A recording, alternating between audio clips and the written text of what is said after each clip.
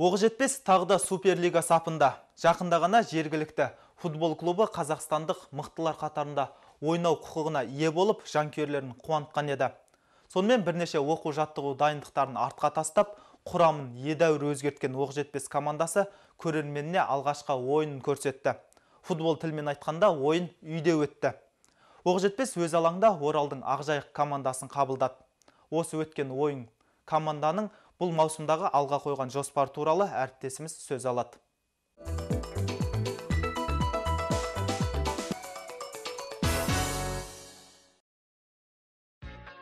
Команданың Оқ-жетпес деген атауы ғана қалған, құрамада жаңа бас жаттықтырушы да ауысқан. Жоғары санатта өнер көрсететін командаларда ел футболының бетке ұстарлары. Төреші ысқырығынан кейін тартысты ойын басталды. Алғашқы таймның негізгі уақытында қос команда қарымта шабуылдар жасап, дайындықтарының мығым екенін байқатты. Оралдықтар бірнеше ұтымды сәтті қалт жіберіп алды. Жергілікті ойыншылар болса қарсыластарының шабуылын тойтарып, қорғанысқа бекем болды. Екінші тайм басында кездесудің бас төрешісі Айдын Рақымбаев тартысты ойын өрнегінен кейін оралдық футболшының әрекетін құптап, оған айып добын соғуға мүмкіндік сыйлады.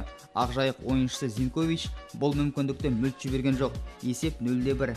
Жергілікті команда таразы басын теңестіруге тырысып баққанымен, Орал ойыншыларының қорғанысы оған мұрша бермеді. Оқ-жетпес футболшыларының белсенділігінен еш нәтиже шыққан жоқ. Ал мақсаттарын айқындай алған ақжайықтықтар болса, есепті еселеді 0-2. Оған қоса көкшетаулық қақпашы Артем Кирбатевтің қателігі Оқ-жетпестің жеңілуіне әкеп соқты.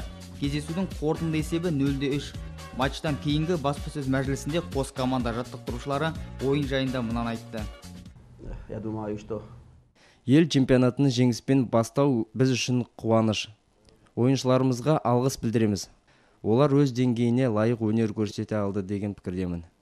Біздің ойыншылар көп қателік жіберді. Осының да салдарынан есе жіберіп алдық.